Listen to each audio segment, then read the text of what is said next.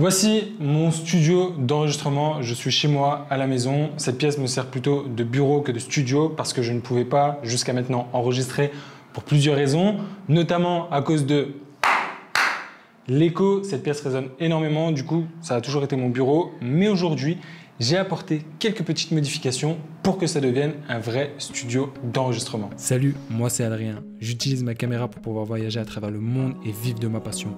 Laisse-moi te partager mes aventures, mes conseils pour te permettre à toi aussi de vivre la vie de tes rêves. Alors abonne-toi et bienvenue dans la team des filmmakers nomades.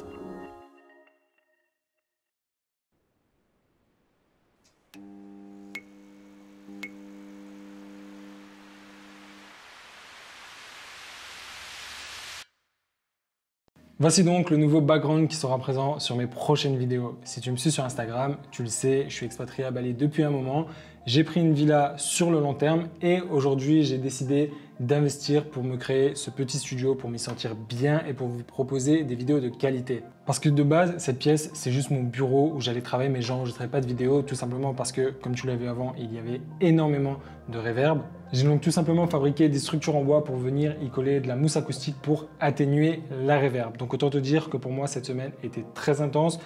Elle m'a pris pas mal d'énergie, pas mal d'argent parce que j'ai investi dans ce studio, mais pas que. J'ai aussi investi dans une nouvelle caméra. Si tu me suis sur Instagram, tu sais laquelle c'est. Sinon, il faut que tu attendes la fin de cette vidéo pour le savoir. Mais avant de te présenter tout ce que j'ai fait dans ce studio, une petite mise à jour s'impose. Comme tu l'as vu, ça fait un moment que sur YouTube, je suis plus du tout actif. Premièrement parce que ici à Bali, j'ai des projets professionnels, je travaille pour des clients.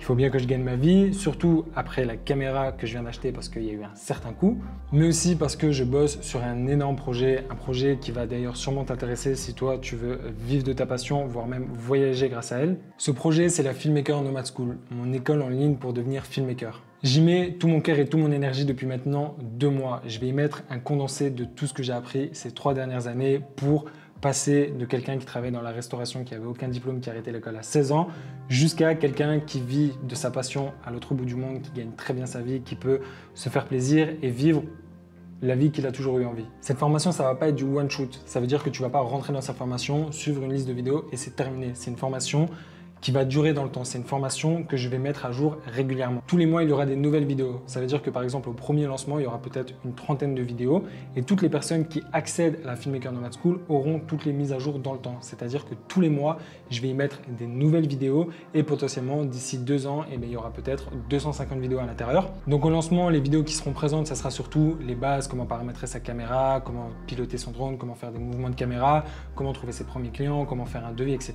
Et au fur et à mesure du temps, on ira dans des choses qui sont plus poussées. On va par exemple commencer à appréhender After Effects, pourquoi pas faire de l'étalonnage sur DaVinci, aller beaucoup plus loin en termes de business pour vraiment devenir un réel entrepreneur et pas un simple vidéaste lambda. Je vais d'ailleurs sûrement sélectionner un groupe de personnes qui seront les bêta-testeurs de la Filmmaker Nomad, c'est-à-dire qu'ils auront accès à la formation à un prix réduit et ils seront en charge de me faire des retours constructifs sur leur formation pour que moi, je puisse vraiment proposer la meilleure formation à la vidéo possible. Donc si jamais c'est quelque chose qui peut t'intéresser, je t'invite à m'écrire sur Instagram et on pourra en discuter plus en détail. Alors pourquoi j'ai décidé de mettre en place ce studio? Parce qu'avant ça, je louais un local, une meeting room dans un espace de coworking ici à Bali. Alors c'était cool, ils me mettaient à disposition du matériel comme des lights, des aputures, etc. Donc ça c'était cool, j'avais mon espace privé pour enregistrer mes vidéos, mais il y avait plusieurs problèmes à ça. Pour commencer, ça coûte de l'argent, ça me coûtait à peu près 20 € de l'heure. Et autant te dire qu'avec la quantité de vidéos que je dois tourner pour la Filmmaker Nomad School et potentiellement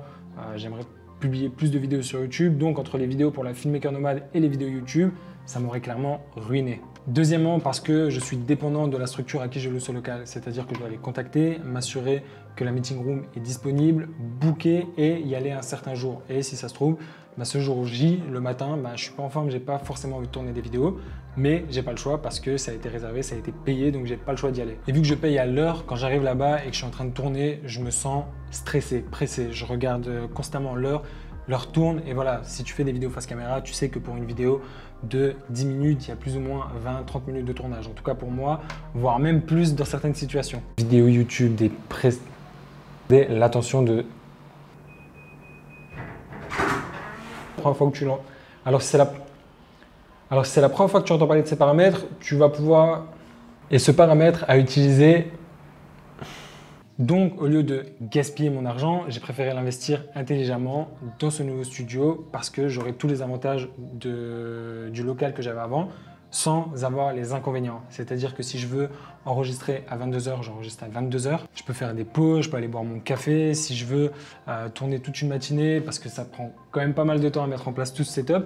Mais si je veux shooter toute la matinée, faire une pause, aller me balader, aller au spa et revenir l'après-midi pour shooter, je peux le faire. Je suis plus dépendant d'une structure et ça fait toute la différence. Mais surtout, avoir ce genre de setup, ça me motive, ça me pousse à créer parce que là, je suis en train de faire cette vidéo YouTube, ça fait un moment que j'ai pas publié.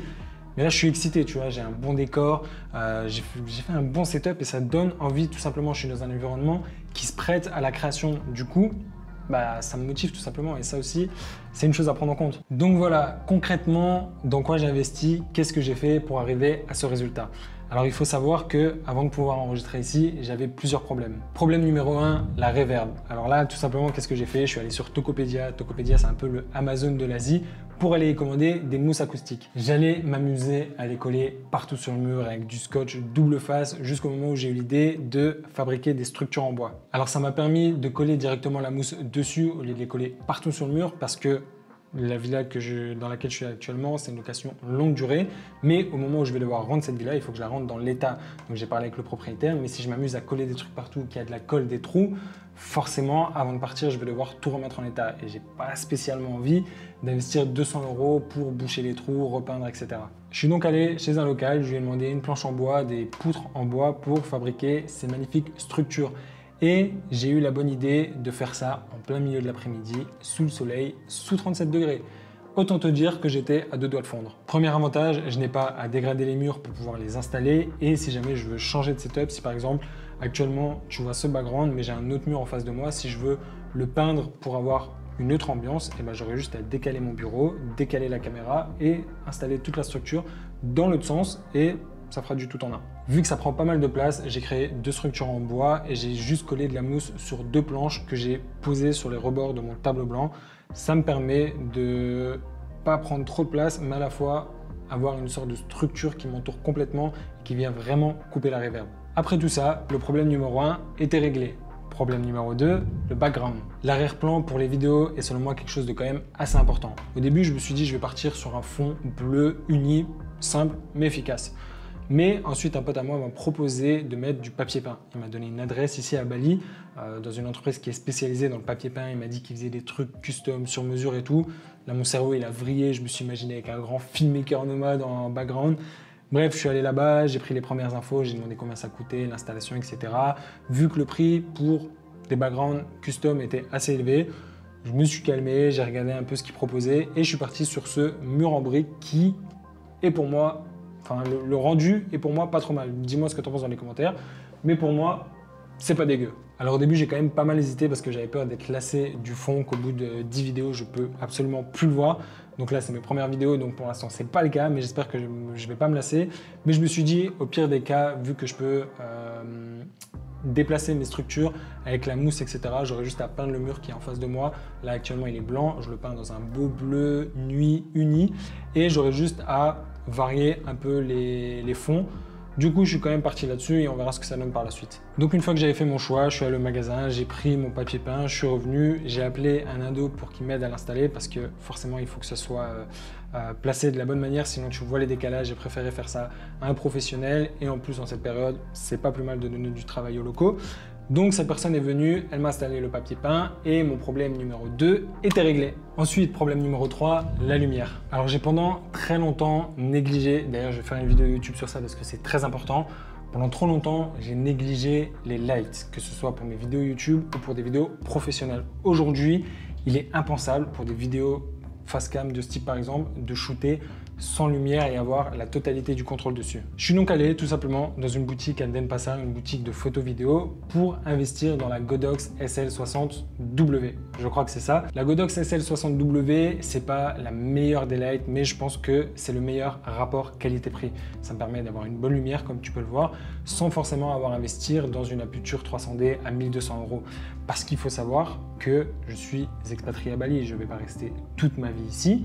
Et le jour où je vais vouloir rentrer en France ou partir dans un autre pays, je ne vais pas pouvoir emmener toutes ces choses dans lesquelles j'investis Donc, il faut vraiment que j'investisse intelligemment, que je ne cherche pas à investir dans les choses les plus chères, juste vraiment le strict minimum pour que ça me convienne, sans pour autant gaspiller trop d'argent, sachant que je vais quand même vendre pas mal de choses avant de partir de Bali. Mais c'est quand même important de ne pas investir dans des trucs qui sont trop chers. J'y ajoute juste après un bon pied, un dôme, une grille pour bien diffuser la lumière et je me retrouve avec une light magnifique. Et il y a 2 mois, j'ai investi dans une petite LED qui fait toute la différence dans mes vidéos.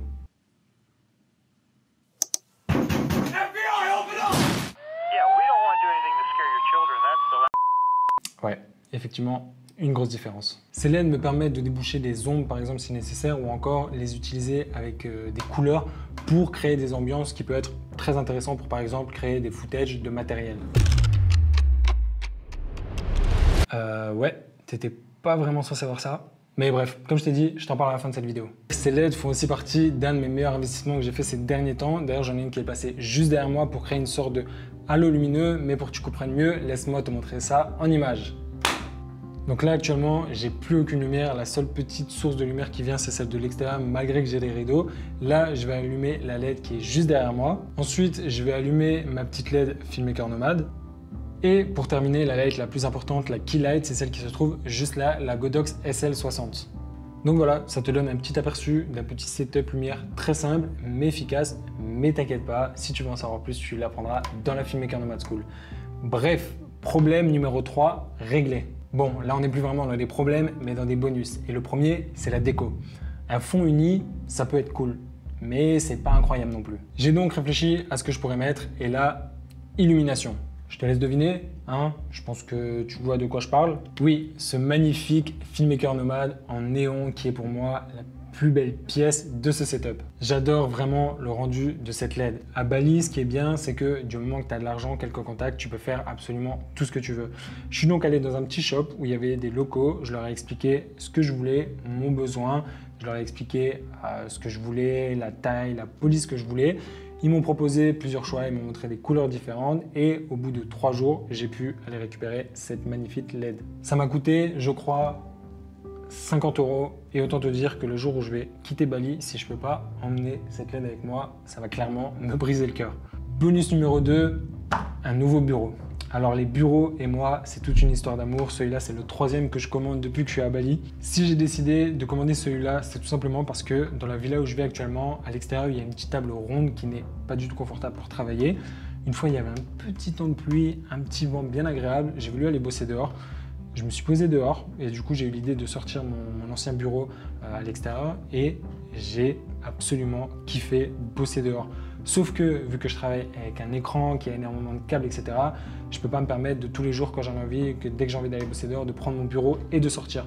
Je me suis dit, je vais faire une pierre deux coups, je vais commander un nouveau bureau, comme ça mon ancien, je vais le laisser dehors, ça me fera une table pour l'extérieur pour bosser.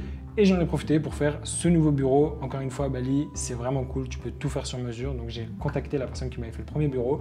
Je lui ai dit, je veux un nouveau bureau, je lui ai demandé les dimensions que je voulais et j'ai rajouté encore quelques étagères en bas, ce qui me permet de mettre mes carnets, mon iPad quand je suis en train de bosser. Donc voilà, les bureaux et moi, c'est toute une histoire d'amour. C'était pas indispensable pour ce nouveau studio, mais pouvoir bosser dehors quand il fait bon, c'est plutôt cool. Bonus numéro 3, le rangement. Je suis un grand maniaque du rangement. J'adore quand tout est bien rangé, quand tout est bien en place, quand je sais où trouver mon matériel. Je suis un grand maniaque. Et j'ai donc, je suis allé dans un petit shop ici et j'ai investi pour une vingtaine d'euros de petites box de rangement, d'étagères pour pouvoir y mettre mon matériel proprement. Donc voilà, ça m'a coûté une vingtaine d'euros, ce qui va être très vite rentabilisé.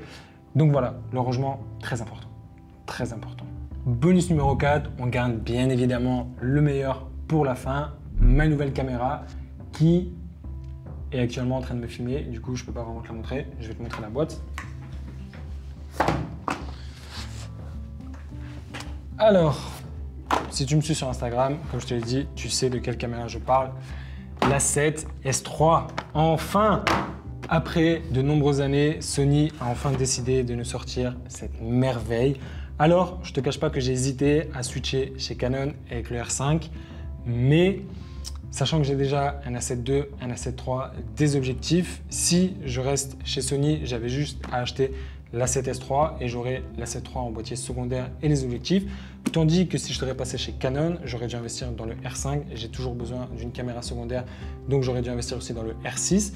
Donc ça fait 4, 5, 6, ça fait déjà je crois 6 000 €. 6-7 000 €, plus les objectifs RF, donc un 24-70 et un grand angle. Moi j'utilise le 12-28, non le 17-28. Enfin bref, un grand angle, un objectif standard, 2 boîtiers, ça me serait revenu à 13 000 € avec l'écosystème, les batteries, etc. Je n'avais pas 13 000 € à investir, du coup j'ai préféré investir là-dedans. Donc j'ai mon A7S III qui sera ma caméra principale, surtout pour la vidéo parce que cette caméra n'est pas faite pour des photos. Donc j'ai mon A7S III en caméra principale, l'A7 III qui deviendra mon boîtier secondaire. Mes objectifs, je passerai sûrement sur des G Master le jour où j'aurai de l'argent. Donc forcément Sony, nouvelle carte SD. Donc là j'ai une carte SD, les Sony, donc qui coûtent cher mais pas trop non plus.